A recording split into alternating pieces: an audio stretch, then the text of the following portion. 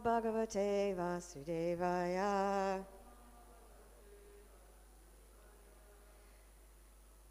sṛtī vicakrame viśvaṅ sāśanānaśane ubhe yada vidyā ca vidyā ca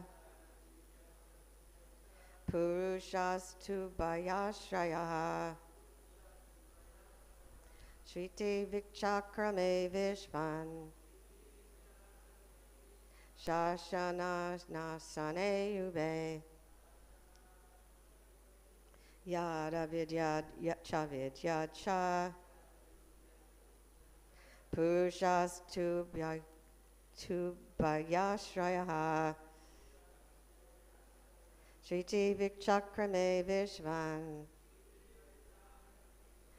sāśanānaśane ubhe yada vidyā ca puruṣas tūbhayāśrayaḥ. Please chant.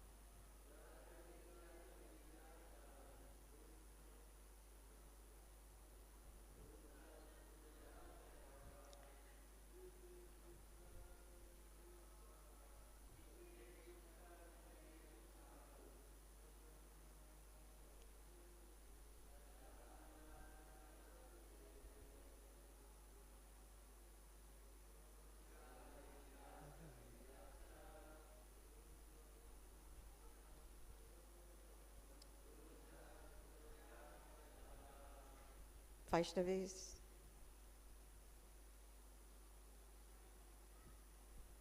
No one wants to chant? No problem. Okay, synonyms. Sṛtī, the destination of the living entities. Vicakrame, exists comprehensively.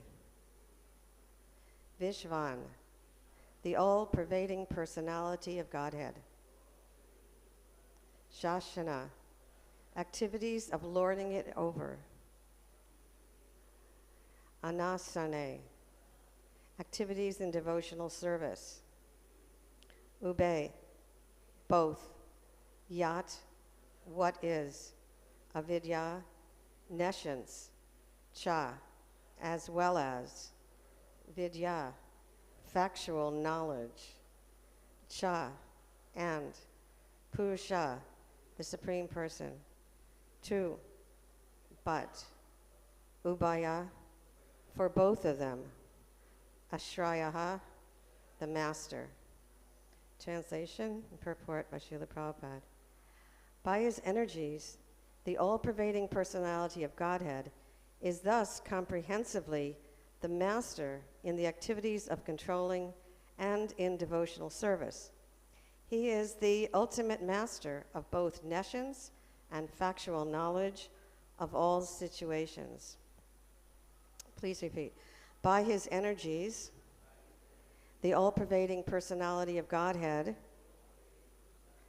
is thus comprehensively the master in the activities of controlling and in devotional service. He is the ultimate master of both nescience and factual knowledge of all situations. Purport. The word viśvaṅ is significant in this verse. One who travels perfectly in every field of activity is called the puruṣa, or kṣetrajña.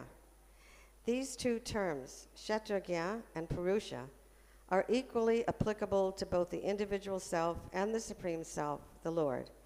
In the Bhagavad-gītā 13:3, the matter is explained as follows. Kṣetrajñanam chapimam vidi sarva kṣetreshu bharata kṣetrajñayorjnanam yatajjnanam matam mama. Kshetra means the place, and one who knows the place is called the kṣetrajña. The individual self knows about his limited field of activities, but the Supreme Self, the Lord, knows about the unlimited field. The Supreme Self, the Lord, knows about the unlimited field of activities. The individual soul knows about his own thinking, feeling, and willing activities, but the super soul, or Paramatma, the Supreme Controller, being present everywhere, knows everyone's thinking, feeling, and willing activities. And as such, the individual living entity is the minute master of his personal affairs, whereas the Supreme Personality of Godhead is the master of everyone's affairs, past, present, and future, vedaham samatitani, etc. Only the ignorant person does not know this difference between the Lord and the living entities. The living entities, as distinguished from incognizant matter, may be qualitatively equal to the Lord in cognizance, but the living entity can never be equal to the Lord in full knowledge of past, present, and future. And because the living entity is partially cognizant, he is therefore sometimes forgetful of his own identity. This forgetfulness is specifically manifested in the field of the ekapad vibhuti of the Lord, or in the material world.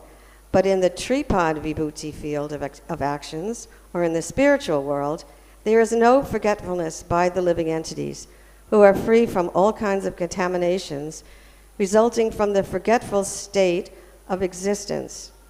The material body is the symbol of the gross and subtle form of forgetfulness.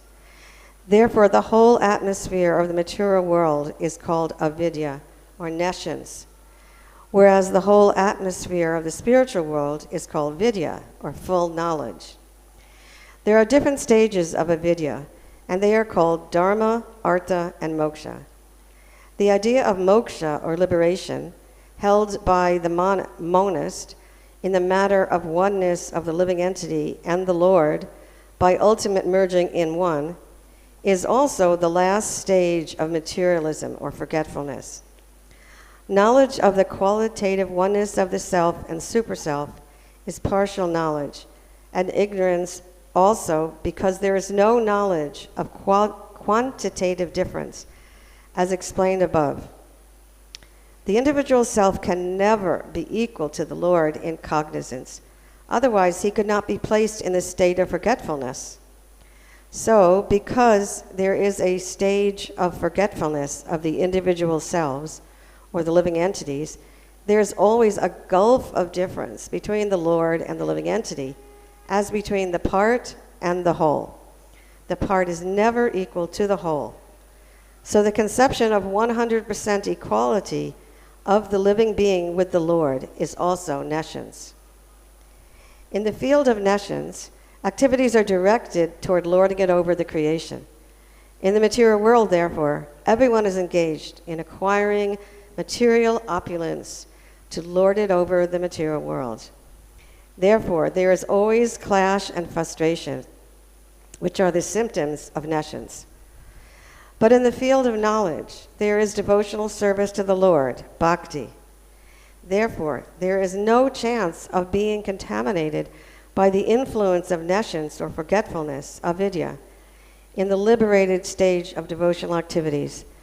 The Lord is thus the proprietor of the fields both of nescience and of cognition, and it remains the choice of the living entity to exist in either of the above regions. Okay. The verse again, the translation. By his energies, the all-pervading personality of Godhead is thus comprehensively the master in the activities of controlling and in devotional service. He is the ultimate master of both nescience and factual knowledge of all situations.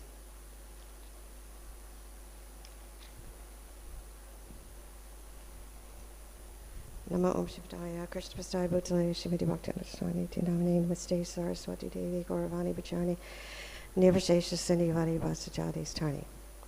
Hare Krishna. A few weeks ago, my god sister Vishwadika Prabhu gave class and started off by introducing herself, because in this large international community, we don't all know each other.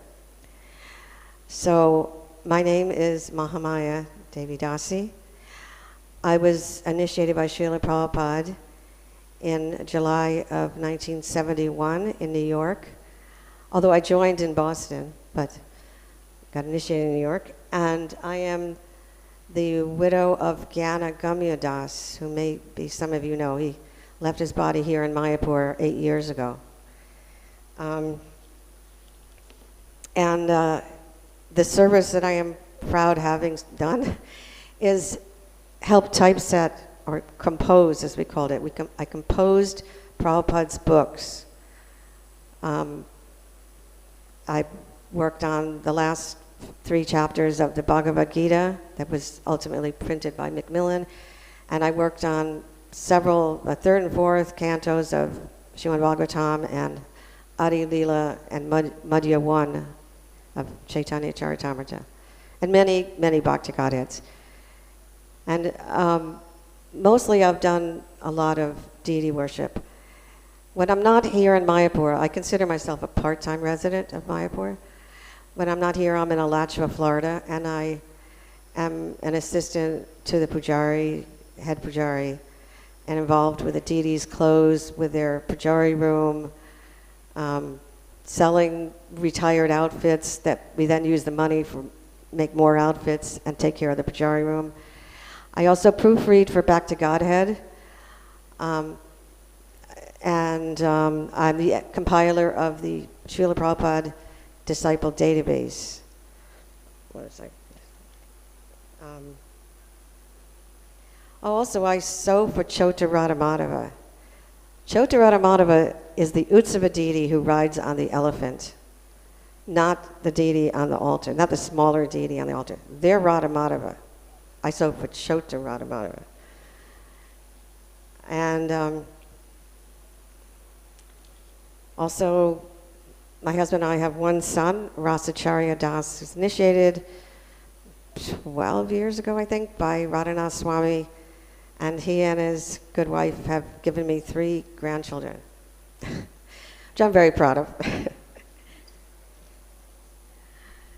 So I want to acknowledge my husband for establishing that once a week that a female devotee gives class.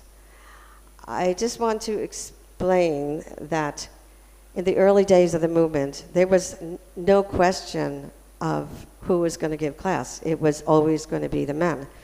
So the women in the movement, we could hide in the back and be a wallflower and know that we were never going to be the one to give class. There was one devotee in America, a female devotee, who did give class. Her name was Jadharani. She was married to Satsarup Das Adhikari before he was a sannyas. And in her classes, you couldn't just sit there. Men, women, she would call on people to quote verses and different points of philosophy. It was a bit of an interactive class. But at some point in time, I don't know when, things shifted, and in the West anyway, women started giving class. And those of us who had, never given class, we were pretty much not going to do it. And it was like we had a phobia about it. But gradually, people did get used to it, or just got over their fear around it. Here in Mayapur, My husband, my late husband, in the late 1990s tried to establish a women's class. And somehow or other he forced me to be the first one to do it. And it was not a good class. But the point is that when they announced it in the morning who was giving class, and the class used to be in the Sankirtan building, the Brahmachari ashram, but there's a big room, which I believe now is a store. We used to have class over there, and they said, Mahamaya is giving class in the Sankirtan building. And the men's class will be given by so-and-so Das, some other location. So they basically sabotaged my class, the first one. But it did catch on for about 5 months.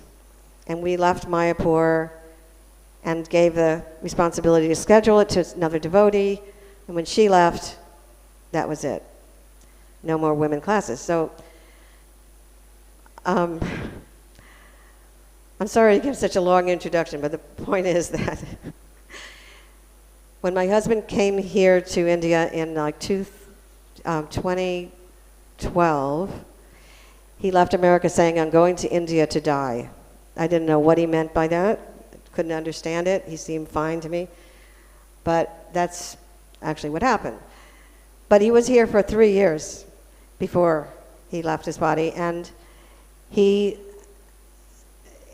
just want to say that it wasn't because of me, like he was some henpecked husband whose wife insisted he do this. It was entirely on his own. He wanted the women to give class. And he set it up. It used to be on Tuesdays, and he would schedule people, and he made it happen. And I heard about different classes from him before I ever met some of the ladies who were giving fabulous classes. I can say that at one point, I was very eager to give class. And I would come here, arriving before Gaur Purnim, and other God brothers would arrive, and immediately they would be scheduled to give class. And they never asked me. And I was pretty upset. But that was the time that I was willing to give class. And you know what? Now it's like 15 years later, and the only thing I feel comfortable about is sharing stories about Srila Prabhupada. So that's the point I'm getting to. So I was promised by Vikeshwari Mataji, who schedules the women's class, that she gave me permission to talk about Srila Prabhupada. And others have encouraged me that this movement is centered around Srila Prabhupada. So if anybody is upset that I'm not willing or able to elaborate on this verse, I just apologize to you, because I want to share about Srila Prabhupada. I want to talk about flowers. So I was in New York in, I believe it was 1974, or 4 or 5, and Srila Prabhupada would give the morning Bhagavatam class, and that's pretty much the only time we would see Srila Prabhupada. The men were going to his quarters in the evening, but rarely did women go. So, but one of the times we would see Prabhupada is an arrival and his departure. So this particular departure, Mother Shalavati we called her Mother Shalavati because she was in her 40s when we were all, teenagers, early 20s. She was the head pujari, and I was her assistant. And 2 of the ladies who dressed Gaurani tie were Sankirtan devotees, and they had a facility of a car to get to the airport where they were distributing books. So we made a plan that we were going to be in this Sankirtan car and forgo seeing Prabhupada off at the curb, because then we would have to run to the car. But we were going to be in the car already and be right behind Prabhupada's car when his car pulled out to drive to the airport. And we had a small bag of flower petals that we were going to sprinkle on his feet. This was the plan. So, and part of the plan was we were going to get to the airport back entrance. Oh, back in those days, each airline had their own building. And these ladies knew the airport inside and out.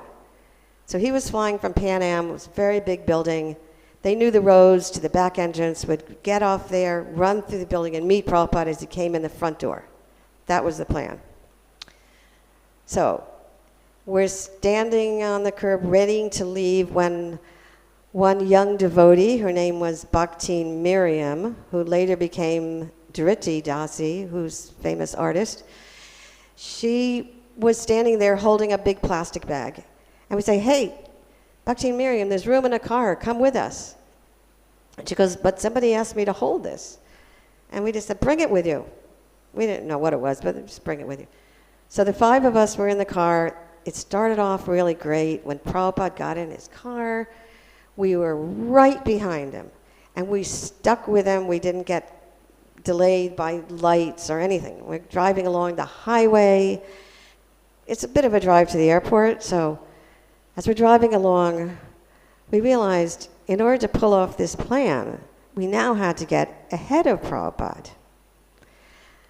And we were a little bit in distress about that because we know we're supposed to follow the spiritual master. But now we got to get ahead. But we had to do it. What other choice do we have to pull off our plan? So as we're passing Srila Prabhupada, we're all like paying our obeisances, and the men are looking at us like, what are you doing?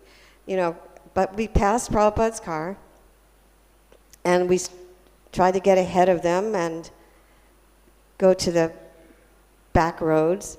But once we turned off onto the back roads, they followed us. Prabhupada's car followed us. This wasn't part of the plan. This wasn't supposed to happen.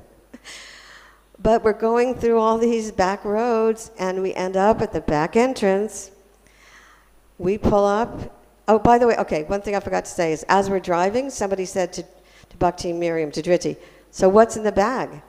And I don't know. She opens it up. It was full of flower petals. So now we had a lot of flower petals. So when we got out of the car, we jumped out, pay obeisances on the pavement, and then Prabhupada's car was right behind us. Prabhupada gets out, and we are just so thrilled to be like just a few feet away from Srila Prabhupada, and we immediately start throwing flowers at his lotus feet. Of course, one of the ladies had to take the car and park it, and same thing in the men's car.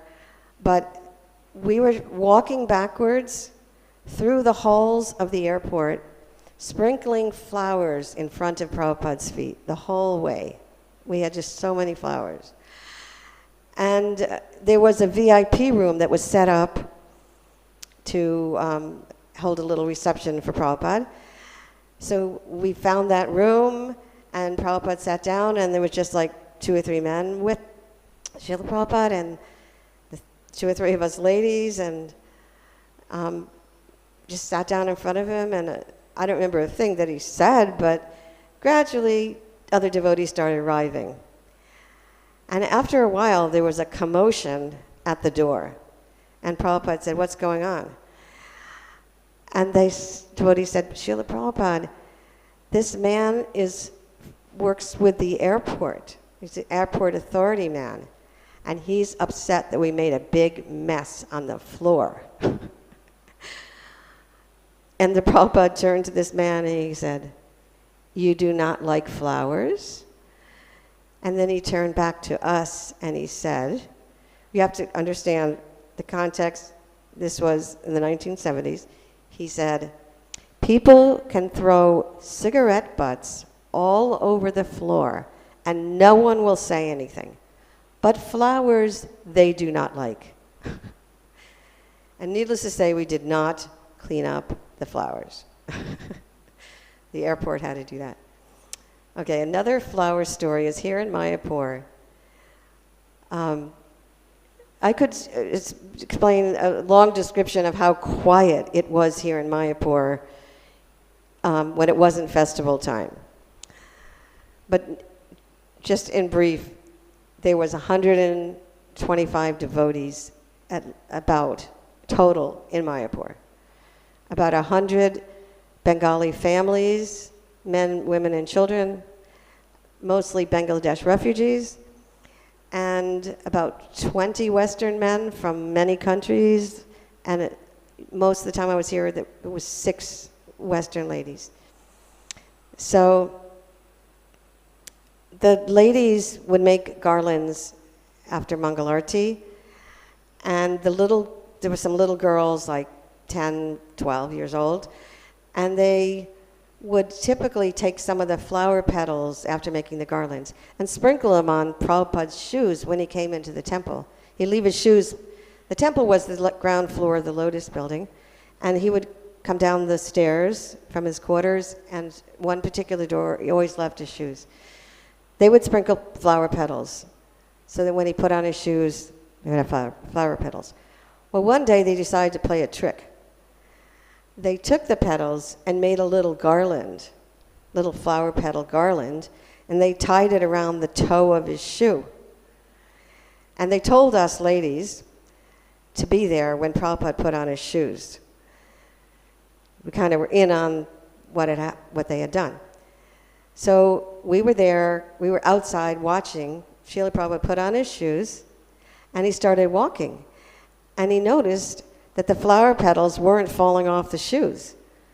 And he looks down at his foot, and he kind of shakes it, and the flower petal's still there. And then the other foot, and he was laughing, and we were all cracking up. So that was having fun with Srila Prabhupada. I know there's another flower story I wanted to share, but I want to talk about flowers here in Mayapur. Every morning at Guru Puja, I am fortunate enough to be standing right by the Vyasa when everyone is coming up and offering flowers during Guru Puja. And I'm noticing, okay, now I remember the story. Okay, let me go back. In 1972, in New Vrindavan, there was a big festival called the Bhagavad Dharma Discourses. And it was like 3 or 4 days of Prabhupada's lectures, and then it was Janmastami and Prabhupada's Vyasa Puja. And it was a huge festival. I mean, it was kind of like the, what's that big festival in upstate New York? That rock and roll festival. What was that called? Woodstock. The Woodstock Festival, you probably may have heard of it. It was where people just heard about the festival and then came, and that same thing happened with this particular festival. We had about 1,000 people camping out in New Vrindavan. And so I had just come to this festival from Dallas, Texas, and I had switched temples to stay in New Vrindavan. So they gave me the service of being in charge of Prabhupada's flowers. And we were making garlands, we were making vases, we had many places where there were deities. There was not just the temple room, but there was a pandal set up on a hill for this lecture and so on. There was a lot of flowers were being used. I kept one service entirely to myself, being a very greedy devotee. I kept the service of sprinkling flowers on Prabhupada's feet when he would walk somewhere. Now, he didn't walk very much. It was very hilly. He's mostly in a car, but he had to get out of the car sometime, at some point and walk. So I had a basket of flowers that I would guard so nobody else could do it. But one man grabbed some flowers one time, a guest. He just reached over me and grabbed a handful of flowers, and he threw them on Prabhupada's head. And Prabhupada did not like that. He immediately brushed them off, and I doubt if he wagged his finger at him, because that's kind of a Western thing. But I know he, shook his head. No. He said no. So that is my own personal experience of knowing that Prabhupada does not like flowers on his head. And I'm pretty sure that includes in the face, because who likes flowers in your face?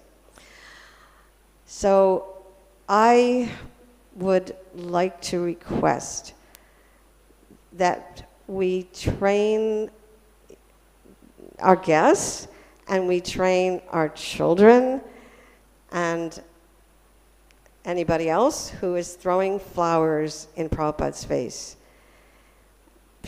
The way I see the deity of Srila Prabhupada is that is Srila Prabhupada. And maybe we're getting a little mixed up with because in abhisheks, we douse the deities with flowers, so many flowers at the end of an abhishek.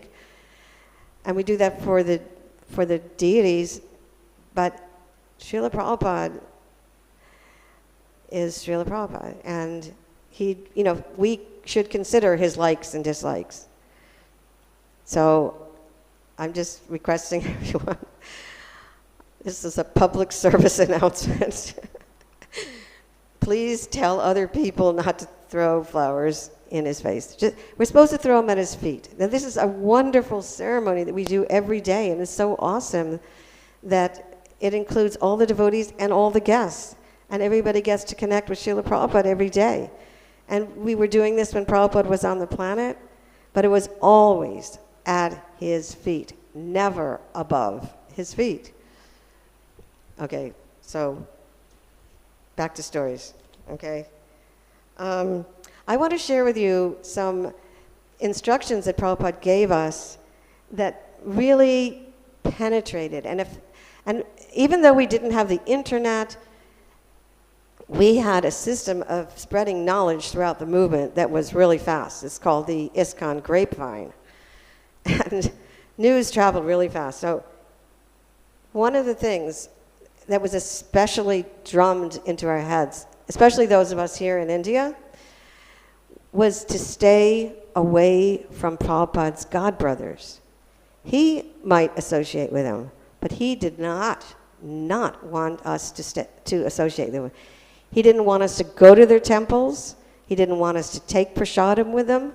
He did not want us to buy their books or read their books.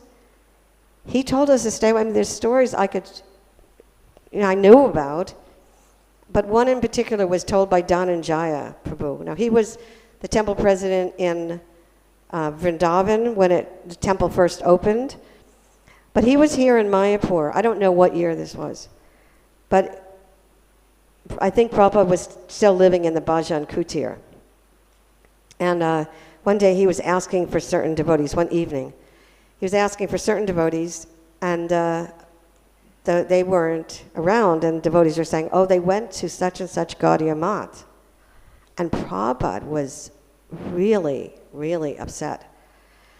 And I don't know the timing on this, but I know he was waiting on the road outside the gate. Okay, the gate doesn't look like it does today. It was just a simple gate. But still, he was on the road outside the gate. Nothing was outside the gate in those days. Nothing. No buildings, no stores, pretty much one or two rickshaws at the most. And during a festival, there'd be a few tea stalls that would then tear down after the festival. So there was nothing at this. It wasn't festival time. Prabhupada stayed outside the gate waiting for them to come back. And when they did, he really gave it to them. He just really gave it to them. I mean, Dhananjaya he knew exactly what he said. But he made it very clear not to go to the math, not to eat prasadam, not to be, all of that. There was an incident down at the Chaitanya Math where somebody overheard, some of Prabhupada's disciples overheard the local sannyas, Prabhupada's godbrother, saying to somebody else, these are my disciples, pointing at Prabhupada's disciples. And he said, and all the maths going all the way down the road are my maths. So this added to Prabhupada's fury about his godbrothers. So that was really something that stuck in my head. Another thing Like, I'm not really a kirtan person, but I certainly heard that Prabhupada did not like us to endlessly chant Hari Bol, Hari Bol. Also, Gurudev, Gurudev, because like, what Gurudev? Who? Doesn't really, you don't really say. But I hear a lot of Hari Bols. I'm hoping it's coming from the local Gaudiya Math. But sometimes, if this happens in our kirtans, it should be stopped. Prabhupada did not want endless Haribol. I mean, what are you saying? We're saying chant the holy names. So do it. Chant the holy names. Don't just keep on saying to do it. Like, do it. Okay. So, okay, back to the... There was another flower story I started to tell. I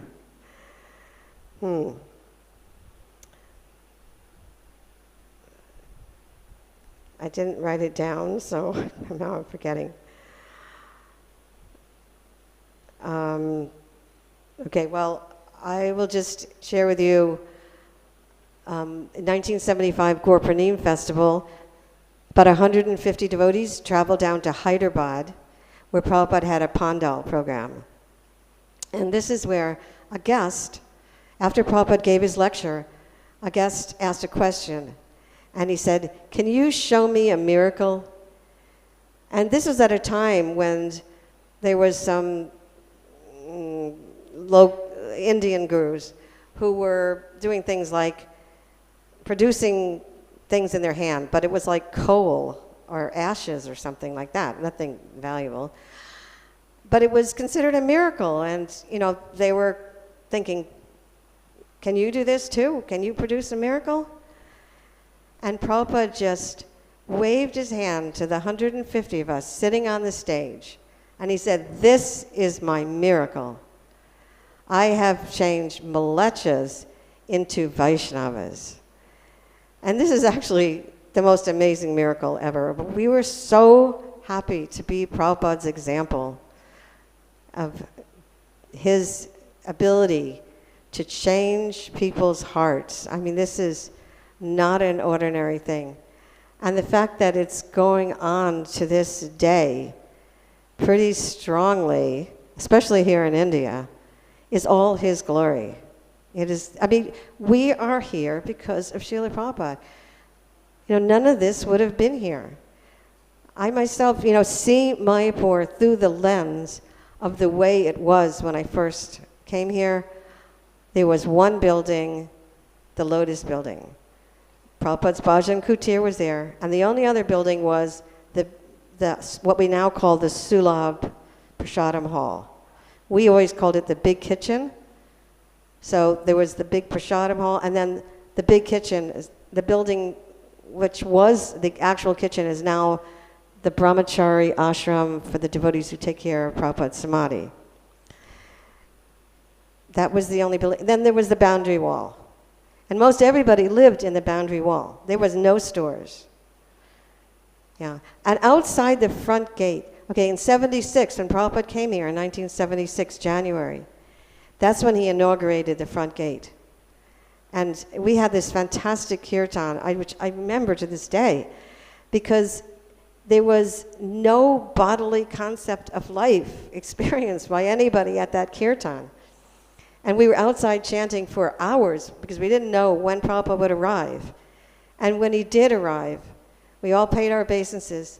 Somebody handed Prabhupada a pair of scissors. They had a big ribbon across to inaugurate this new front gate. He cut the ribbon, and then he majestically walked up the path that went directly from the front gate to the Lotus building. And we're all dancing around him, and he sat down and gave a very short speech in which he basically said, "This is the real United Nations.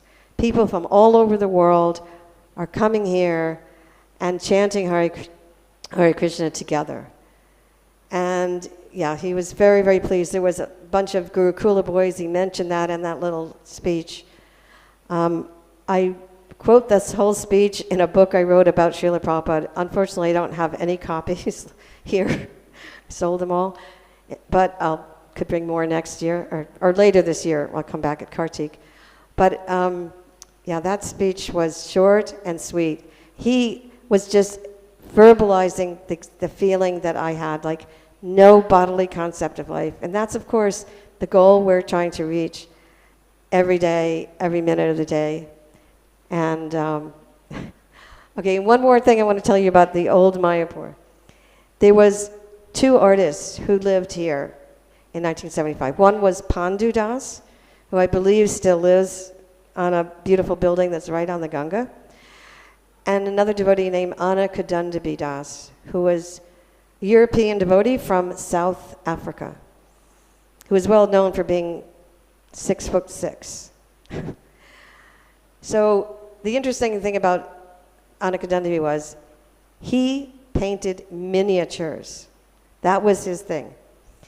Prabhupada asked him to paint a mural that's like, I don't know, 20 feet wide by 15 feet high. So outside the boundary wall, there are sections. The way they built it, there's like sections. And he wanted the cover of the Srimad Bhagavatam and the covers of all the CCs, all the Chaitanya Charitamrita, to be painted on the wall. And Pandu took the CCs, and he painted all 17 in the same time that Anna Kadundabi painted only 2. He couldn't relate to it being a miniature, artist, but he did what he could. And then Pandu did the rest of the Srimad Bhagavatam. We can't see these pictures because of all the stores that have set up in front, but I know that they're still there. They've just faded completely, but it would be nice to resurrect these pictures. If, anyway, it's a dream. But I just wanted to tell you what's hidden from your view that Prabhupada asked for, and they were beautiful. They were really beautiful. Okay, it's time to ask for questions or comments or admonishments or whatever. Does anybody have any questions or comments? Yes, Prabhu.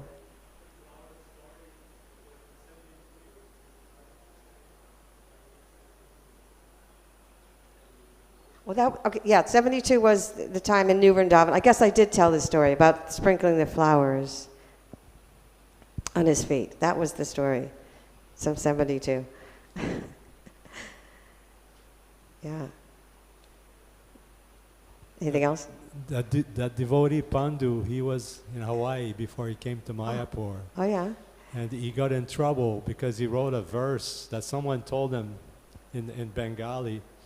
And when Prabhupada saw it, he said, this is not genuine, so he gave him a big scolding.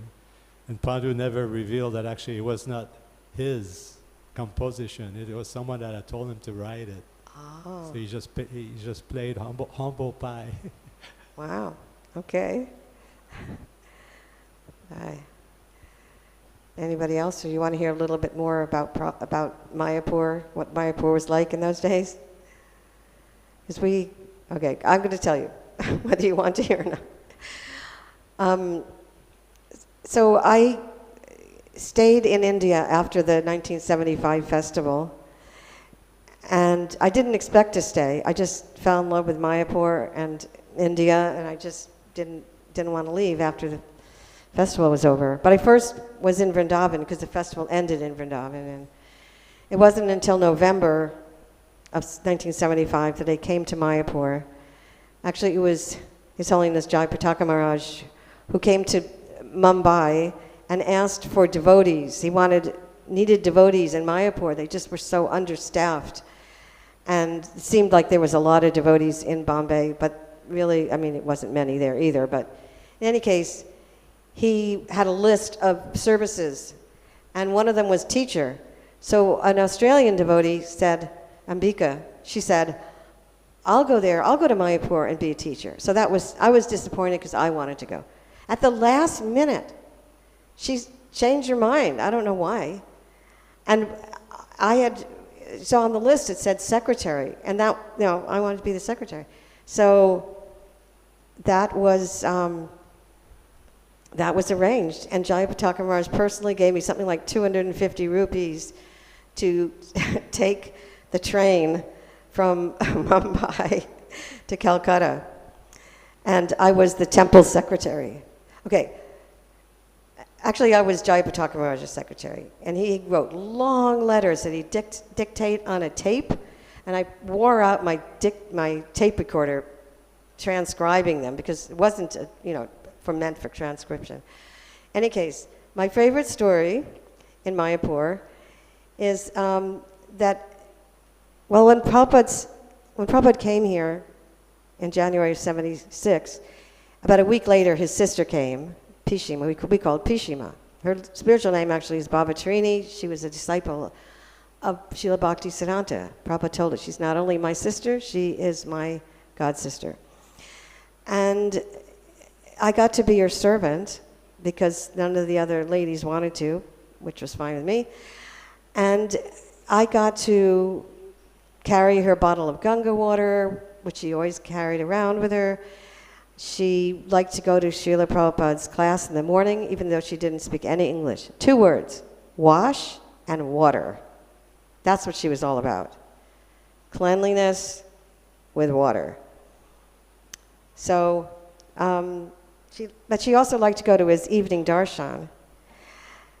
And it gave me the good excuse to go every day. So Prabhupada had an open darshan every night at 5. And it would last until evening arti started. And since we were just above the temple room, we would definitely hear, arti starting. And he would tell us to leave and go to arti. But if there was any guests, they would stay and talk to Prabhupada, and, some servants would stay with Prabhupada.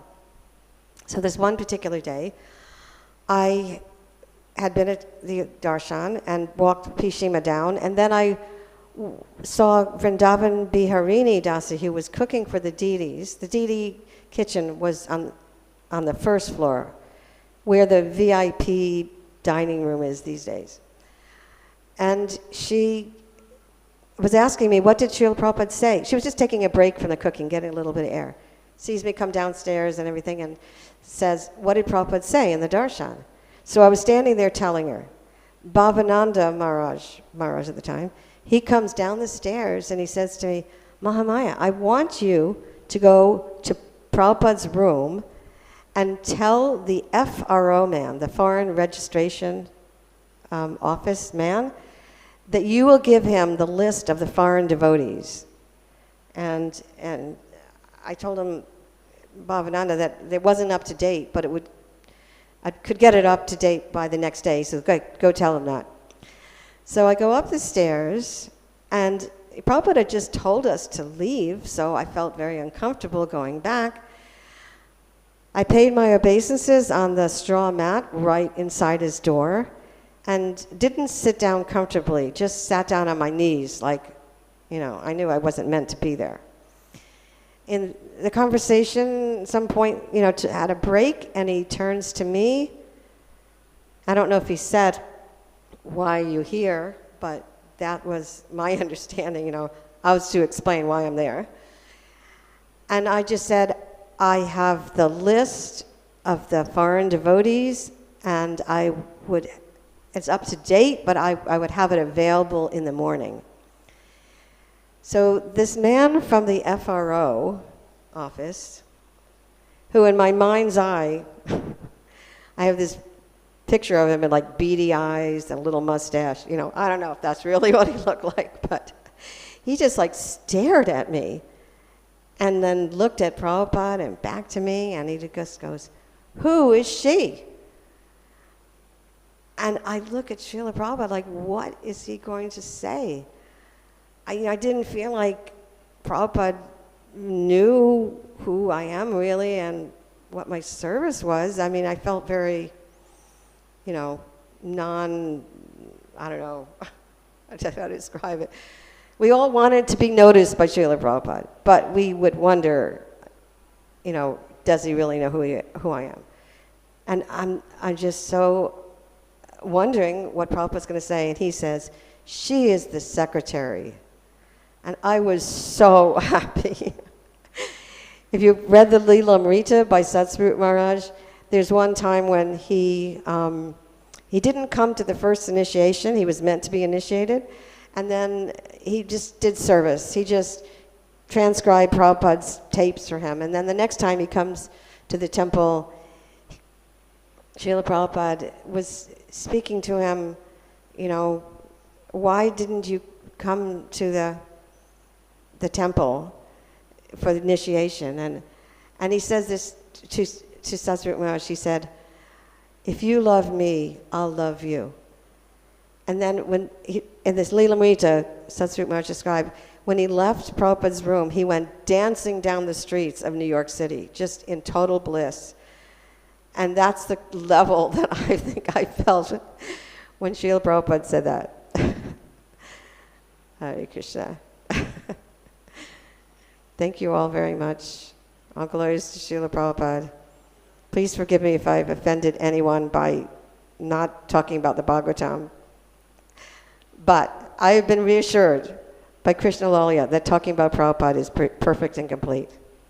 Okay? Hare Krishna.